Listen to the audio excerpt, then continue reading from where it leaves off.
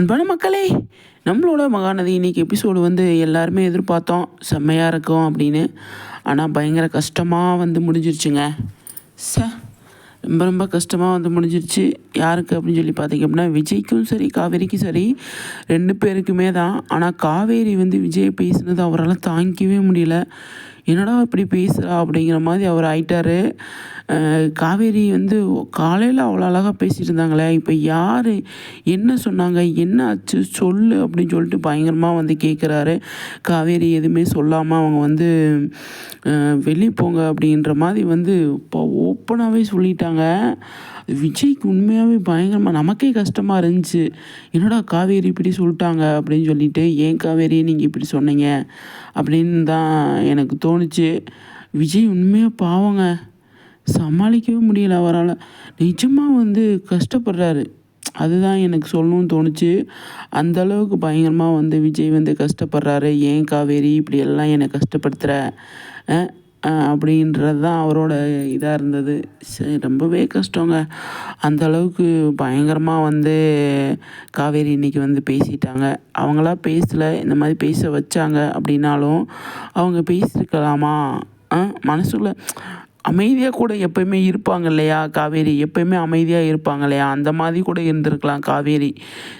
இன்றைக்கி வந்து ஓப்பனாகவே வந்து விஜய்கிட்ட வந்து பேசிட்டாங்க. நான் உயிரோடு இருக்கணுமா அப்படின்னு சொன்ன வார்த்தை வந்து அவருக்கு வந்து பயங்கர வலியை கொடுத்துருச்சு அப்படின்னு தான் சொல்லணும். அந்தளவுக்கு அவருக்கு வந்து பயங்கரமாக கஷ்டமாயிடுச்சு. ரொம்ப எனக்கே கஷ்டங்க. பயங்கர ஃபீலிங்காக இருக்கார் விஜய். ஐயோ ரொம்ப கஷ்டமான எபிசோடாக அமைஞ்சிருச்சு இன்றைக்கி. இனிமேல் கொஞ்ச நாளைக்கு அப்படி தான் இருக்கும் அப்படின்னு சொல்லி தோணுது. இப்போ விஜய் பாட்டி அவங்க சொன்னது அவங்க ஒரு பக்கம் தனியாக இருக்கட்டும். ஆனால் இவ்வளோ நாளாக வந்து விஜய் காவேரி இந்த மாதிரி அவங்க பாட்டி தாத்தா இப்படி சொன்னாங்க, பாட்டி சித்தி இப்படி சொன்னாங்க அப்படின்னு சொல்லி அதை ஓரமாக வச்சுட்டா கூட, விஜய்கிட்ட அவங்க வந்து பேசாமல் இருந்திருக்கலாம். என்ன பேசாமல் இருந்திருக்கலாம்? நீங்கள் நான் உயிரோடு இருக்கணும்னு நினைக்கிறீங்களா அப்படின்னு கேட்குறாங்க. அதுக்கப்புறமா வந்து எங்கள் அம்மாவை திட்டாதீங்க அப்படிங்கிறாங்க. அதெல்லாம் வந்து கொஞ்சம் விஜய்க்கு கஷ்டமாக இருந்தது இல்லையா? அமைதியாக இருந்திருக்கலாம் காவேரி. எனக்கு அதுதான் தோணுச்சு. எப்போவுமே அவங்க அமைதியாக தான் இருப்பாங்க. அதே மாதிரி அமைதியாகவே இருந்திருக்கலாமே. ஏன் காவேரி பேசுகிறீங்க, பேசி விஜய் மனசை கஷ்டப்படுத்திட்டீங்க. உண்மையாக விஜய் பயங்கரமாக ஃபீல் பண்ணி அழுதுகிட்டே போகிறாரு. அங்கே ரூமுக்குள்ளே போயிட்டு பயங்கரமாக இருக்கும். போங்க, இது நாளைக்கு இப்போ மாதமாக இருக்கிறது நாளைக்கு தெரிய வந்துடும் போலையே. பார்ப்போம், அதை அடுத்த வீடியோவில் பார்க்கலாம். திருன்னு முழிக்கிறாங்க காவேரி. என்ன தான் பண்ணுறதோ ஒன்றும் புரியலை.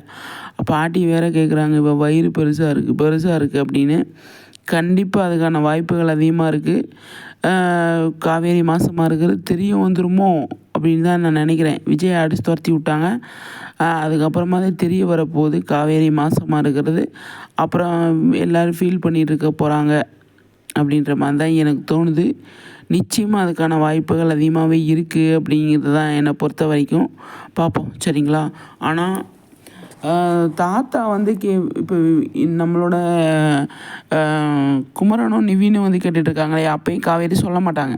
கொஞ்ச நாளைக்கு சொல்லக்கூடாது அப்படிங்க, உண்மையை சொல்லக்கூடாதுன்ற மாதிரி தான் இருக்கும். நீ கிளம்பி ரெடியாக இருந்த